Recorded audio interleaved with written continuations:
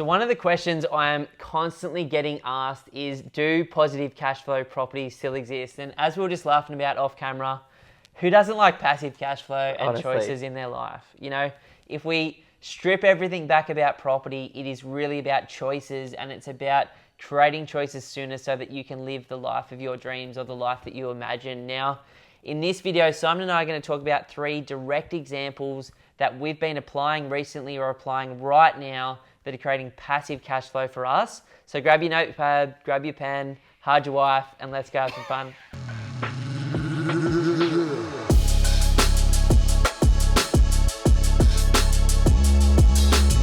So to make it as simple as possible, what is positive cash flow and why do we love it so much?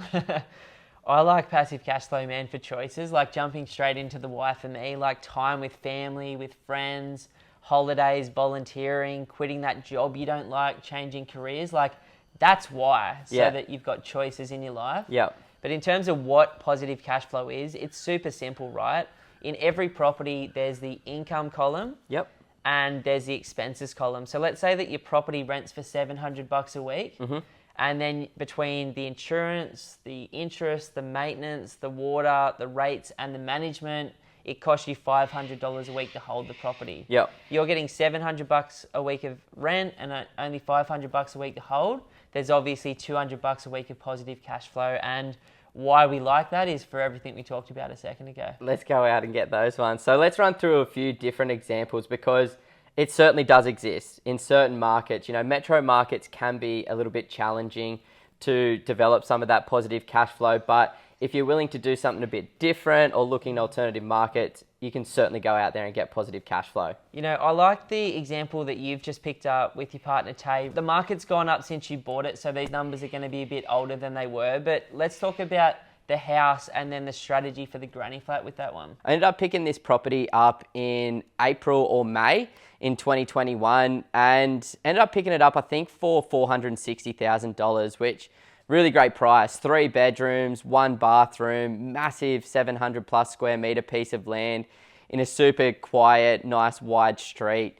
I actually ended up getting about $450 per week of rent on this one as well. So because the vacancy rates are so lean and so low in the suburb and there's literally no rental properties available, it means that I've been able to get a really nice rental return. And, you know, that's a benefit of buying in a market that hasn't really risen in value for such a long time, that's got so much pressure on those rental values. You can generally get some good cash flow, not even taking into consideration the granny flat. But fortunately for this particular property, I've kind of got a couple of options. Now, the one that I'm leaning more towards is building a granny flat in the backyard, because in Logan, where I've purchased this one, actually enables me to rent that one out completely separately. But it's going to cost me a pretty chunk of change to actually purchase that one, to actually build that one. So, you know, running through the numbers and talking to my builder, it's looking like I could build like a nice big 60 square meter, 2 bedroom, 1 bathroom granny flat with a massive big deck out the front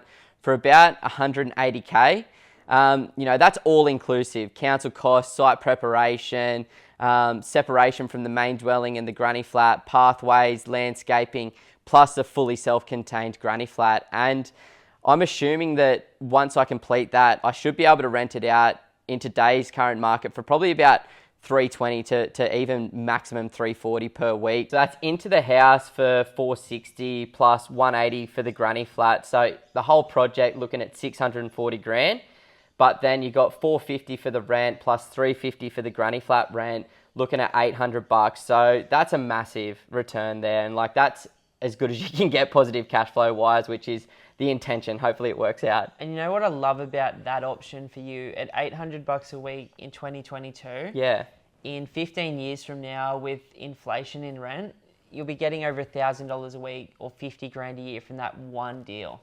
And that's what's important. It's not about rushing out there and buying hundreds of properties or even 10 properties. It's what's the minimum effective dose that you need to replace your income in the next 15 or 20 years to create choices in your future that you don't have today. I love it, man. So I know when you began your investment journey, you were all about the cash flow. So tell us more about the second example that you've used in the past with investing in regional markets to get positive cash flow? Sure, like obviously one of the benefits of being in regional markets is the entry point's lower and the rents are normally higher, so they can be a place in Australia to find these positive cash flow properties. So this was a place, it was the second I bought. I just turned 25. It was 2011 in Sydney. I bought a Residex report which had all of the top suburbs in Australia to have a look at. Love those reports. And so I went and drove through with one of my best mates all of the suburbs close to Sydney that I could find that were in the report. I found this little one called San Remo, and I found this 5-bedroom home for $213,000 at the time. Unbelievable. Now, when I bought the property, it was renting for $600 a week. As someone who was working at IBM at that time, earning $45,000 a year in my grad program, take what you can get. Like finding $300, 15 grand a year of passive income in one weekend on a property was life-changing. What I didn't realise is that the council had been looking at the property because upstairs and downstairs were rented separately and illegally. And as soon as I took ownership of the property, they served me a letter saying, you've got to convert it back to one home. So our $600 a week rent went down to $400, and it stayed at $400 for the entire time I kept it. Like, it was a really good rent return.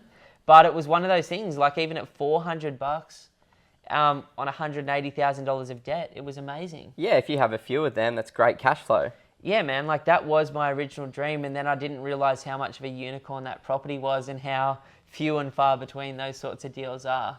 Especially as Sydney after 2011 and the Central Coast just went boom. Now, the last one we wanted to talk about, which not too many people are really talking about at the moment, is the idea of future positive cash flow. So sort of planning for what this property could potentially do in the future. So why don't we go into a little bit more detail there? So this concept's come up from me and you sort of thinking about a better way to invest, where we can time the market, we can get capital growth, and we can get that strong cash flow as we go as well. And so what we realised is if we buy, for example, a 500K property today, and over the next 15 years, we've put in our own deposit, and over 15 years, we pay principal and interest. So the debt is going down. And then we also buy the property and rent it out for $450 a week. And it starts at $450 today, but maybe in 15 years' time, it's $600 or $650 a week. We end up in this position where the rent's much, much higher than the cost of the property. It results in a surplus or a passive income. Now, this excites me a lot more than many of the things that I've done in the past because it enables me to buy those much higher quality properties with really, really strong potential for great rent and great capital growth in the future. So in today's video, to cap it off, we've talked about the house and the granny flat example like Simon's got, which is beautiful but very, very difficult to find and pretty expensive. It is. Then there's the regional example that I did in the past, which you're going to sacrifice some capital growth, but the cash flow can be strong. And then there's the in-between, which is the one that I like at the moment personally. Buying a great home, paying off some debt over the longer term, the rent increases over the longer term, and ending up exactly where you want to be as well. There's always going to be so many great options. Here's 3 that we absolutely love. So thanks so much for watching today, guys. Please subscribe to our YouTube channel. Leave us a comment below. And we're also producing some content on some other forums like the Pumped On Property Show as the podcast. We've got Instagram, we've got Facebook, where we're just trying to put out information about the property market, what we're doing personally, what some of our clients are doing to try to keep you informed and help you make some smarter decisions when you're investing.